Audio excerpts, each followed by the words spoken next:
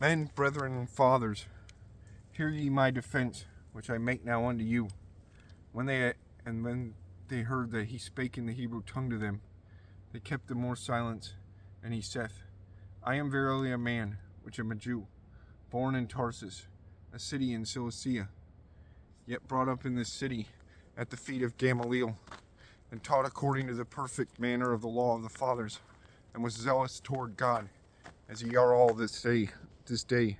And I persecuted this way unto the death, binding and delivering into prisons both men and women, as also the high priest doth bear me witness, and all the estate of the elders, from whom also I received letters unto the brethren, and went to Damascus, to bring them which were there bound unto Jerusalem, for to be punished.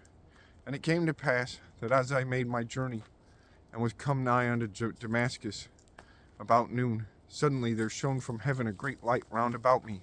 And I fell unto the ground, and heard a voice saying unto me, Saul, Saul, why persecutest thou me? And I answered, Who art thou, Lord? And he said to me, I am Jesus of Nazareth, and thou persecutest. And they that were with me saw indeed the light, and were afraid, but they heard not the voice of him that spake to me. And I said, What shall I do, Lord? And the Lord said unto me, Arise, and go into Damascus, and there it shall be told thee of all things which are appointed for thee to do. And when I could not see the glory of that light, being led by the hand of them that were with me, I came into Damascus.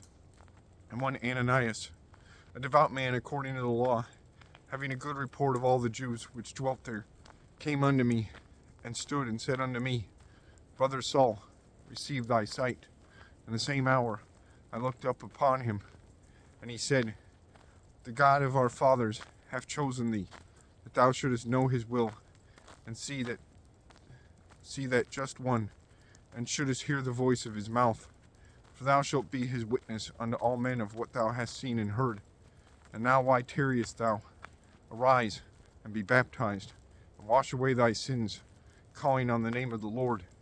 And it came to pass, that when I was come again to Jerusalem, even while I prayed at the temple, I was in a trance, and saw him saying unto me, Make haste, and get thee quickly out of Jerusalem, for they will not receive thy testimony concerning me.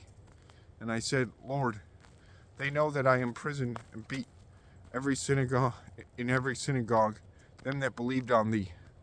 And when the blood of thy martyr Stephen was shed, I also was standing by, and consenting unto his death, and kept the raiment of them that slew him.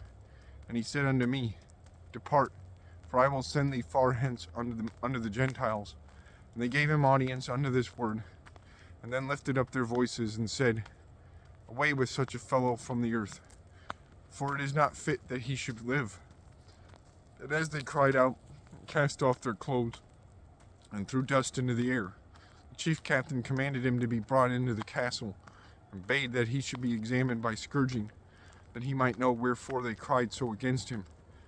And as they bound him with thongs, Paul said unto the centurion that stood by, Is it lawful for you to scourge a man that is a Roman, and uncondemned?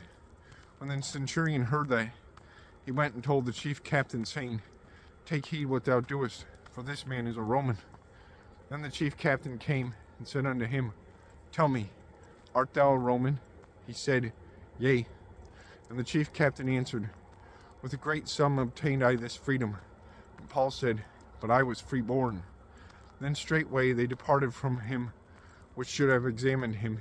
And the chief captain also was afraid, after he knew that he was a Roman, and because he had bound him. On the morrow, because he would have known the certainty wherefore he was accused of the Jews, he loosed him from his bands, and commanded the chief priest and all their council to appear, and brought Paul down, and set him before them.